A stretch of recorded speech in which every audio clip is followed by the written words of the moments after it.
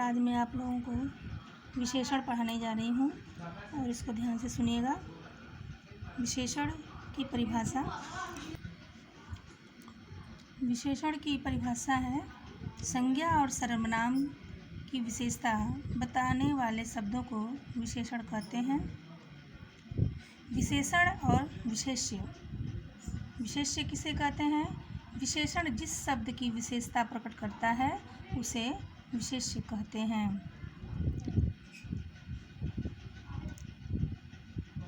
स्वस्थ शरीर में ही स्वस्थ मस्तिष्क निवास करता है।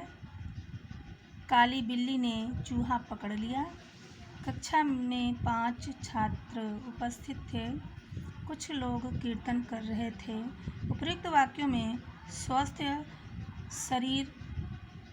शब्द शरीर व मस्तिष्क की विशेषता बता रहा है।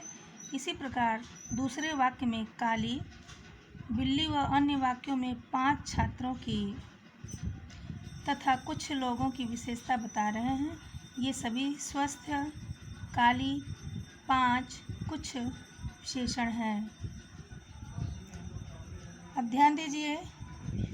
शब्द समूह, विशेषण, विशेष्य। यानी काली गाय, तो काली गाय की विशेषण है काली और विशेष्य है गाय। शब्द समूह हो गया छोटा बच्चा और विशेषण हो गया छोटा और विशेष्य हो गया बच्चा। शब्द समूह ऊंची, पहाड़ी, विशेषण है ऊंची और विशेष्य है पहाड़ी। शब्द समूह बुद्धिमान, पुरुष, विशेषण है बुद्धिमान और विशेष्य है पुरुष। प्रविशेषण।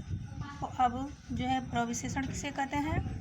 जो शब्द विशेषणों की विशेषता बताते हैं उन्हें प्रविशेषण कहा जाता है। विशेषण और विशेष्य। यह साड़ी बहुत सुंदर है। वह अब बिल्कुल ठीक है। दिवाकर बड़ा मेहनती है। इन वाक्यों में बहुत, बिल्कुल व बड़ा अपने साथ प्रयुक्त विशेषणों क्रमशः सुंदर, ठीक व मेहनती की विशेषता बता रहे हैं। अतः ये सभी प्रविशेषण हैं। अब आपका है विशेषणों के भेद। विशेषण प्रमुख रूप से 5 प्रकार के होते हैं। पहला है गुणवाचक विशेषण, दूसरा है संख्यावाचक विशेषण, तीसरा है परिमाणवाचक विशेषण, चौथा है सर्वनामिक या संकेतवाचक विशेषण और 5वां है व्यक्तिवाचक विशेषण। गुणवाचक विशेषण। जो शब्द संज्ञा या सर्वनाम के गुण, दोष, दशा, अवस्था, रंग, आकार आदि का बोध कराते हैं उन्हें गुणवाचक विशेषण कहते हैं। जैसे राम बड़े वीर थे, ये है गुणवाचक विशेषण। रावण बड़ा अभिमानी था, दोष। गुणवाचक विशेषण निम्न प्रकार हैं। गुण हो गया दोष, रंग, दशा, आकार, स्पर्श, दिशा, स्वाद। तो गुण में हो गया सुंदर, वीर, चतुर, शांत, विद्वान, ईमानदार। दोष हो गया मूर्ख, कायर, डरपोक, आलसी, निकम्मा, दूर, क्रूर, अभिमानी। रंग हो गया लाल, पीला, नीला, काला, सफ़ेद, आसमानी, कत्थई, गोरा इत्यादि। दशा हो गया रोगी, कमजोर, दुबला, अमीर, गरीब, हल्का, भारी इत्यादि। आकार में लंबा, पतला, विशाल, गोल, चौकोर, चौड़ा, बेडौल, सुडौल, चपटा इत्यादि। स्पर्श में कोमल, कठोर, खुरदरा, चिकना इत्यादि। दिशा पूर्वी, पश्चिमी, उत्तरी, दक्षिणी इत्यादि। स्वाद में हो गया आपका खट्टा, मीठा, नमकीन, चटपटा, कड़वा इत्यादि। दूसरा है संख्यावाचक विशेषण। जिन विशेषणों से किसी संख्या या सर्वनाम की संख्या जिन शब्दों से किसी संज्ञा या सर्वनाम की संख्या का बोध होता है उन्हें संख्यावाचक विशेषण कहते हैं। जैसे अयोध्या में एक राजा राज्य करते थे।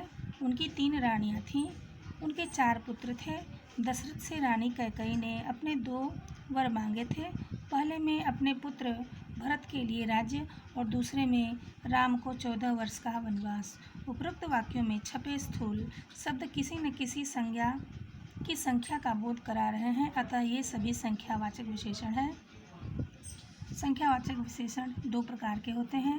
पहला है निश्चित संख्यावाचक विशेषण और दूसरा है अनिश्चित संख्यावाचक विशेषण। तो निश्चित संख्यावाचक विशेषण पढ़ेंगे। जिस विशेषण शब्द से निहित संख्या का बोध होता है वह निश्चित संख्यावाचक विशेषण कहलाता है। इसके निम्नलिखित 5 भेद हैं।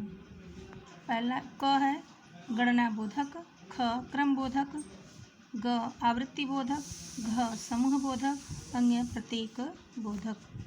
क गणना बोधक, जिन विशेषण शब्दों से गिनती का बोध होता है वे गणना बोधक कहलाते हैं, जैसे 1, 2, 5, 7 इत्यादि।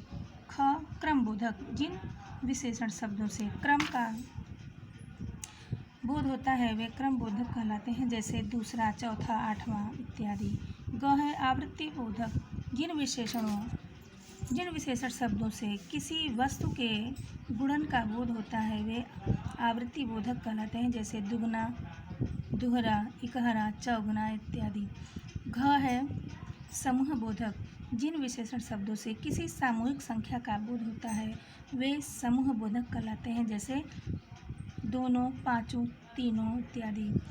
अन्य है प्रत्येक बोधक, जिन विशेषण शब्दों से प्रत्येक का बोध होता है वे प्रत्येक बोधक कहलाते हैं, जैसे हर 7वें दिन, हर एक, प्रत्येक। और